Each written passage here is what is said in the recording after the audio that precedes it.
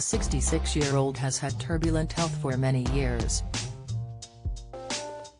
The For the Love of Dogs presenter has suffered from 3 heart attacks and kidney failure, which have seen him rushed to hospital and giving up booze and cigs. Paul sadly lost both of his parents to heart issues, and referred to himself as a time bomb who is always dodging icebergs. But when the COVID pandemic hit the nation, Paul was struck down. Already being in the at-risk category due to his previous heart problems, Paul had to step back from his BBC Radio 2 show in order to isolate from the deadly virus. Although the former drag queen was never formally diagnosed with COVID, when asked by the Daily Mail if he thought he had had it, the star replied, "Most definitely. Last week I had flu-like symptoms. I didn't have the cough bad, I certainly didn't have the temperature or anything like that, so I just got on with it. That was when the heating had gone, so it was -2 down here and freezing, and I thought someone had got it in for me. Vitamin D, signs you've taken too many vitamin D supplements." Paul took to isolating in his Kent farmhouse rather than his London flat, and the addition of a new 5-week-old puppy which he called Lively kept him busy whilst off of work. The star continued to say, "I've got my hands full and I've got plenty to do, and I'd just like to say to everybody else who's self-isolating, good luck and keep healthy and look after yourselves. Coronavirus is knocking about, but there's also flus and seasonal colds going about, so you've got to tell yourself and learn the difference. The coronavirus, you'd know if you caught that.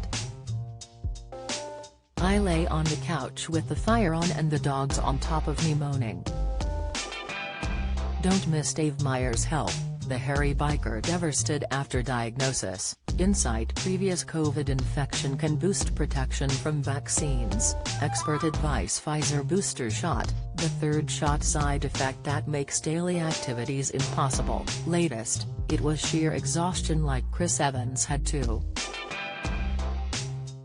According to official government guidance, the most important symptoms of COVID are the following: a new continuous cough, a high temperature, a loss of, or change in, your normal sense of taste or smell, anosmia. However, there are numerous other symptoms that could indicate you have the virus. Most recently this includes COVID toe. Experts believe that when toes or fingers become red or purple, it could indicate the body switching into attack mode and trying to fight off the virus. Some people develop painful raised bumps or areas of rough skin. There can also be pus, and these symptoms can last for days or weeks. COVID toe can often appear without individuals experiencing the most common symptoms detailed above. In order to try and curb his fever, Paul turned to a homemade remedy.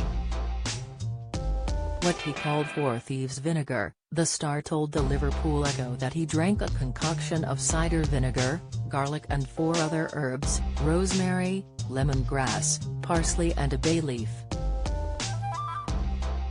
Although there is no medical evidence to suggest that his works, and people who are experiencing symptoms should still seek medical advice, after drinking the homemade potion the star swore by the fact that he was fine now.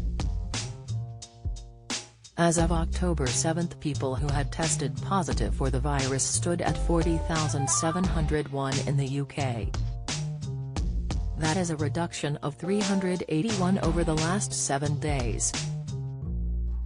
Daily deaths due to the virus stood at 122, which were down 104 from the last 7 days. In addition, over 49 million people have had a single dose of the vaccine and over 45 million are double jabbed.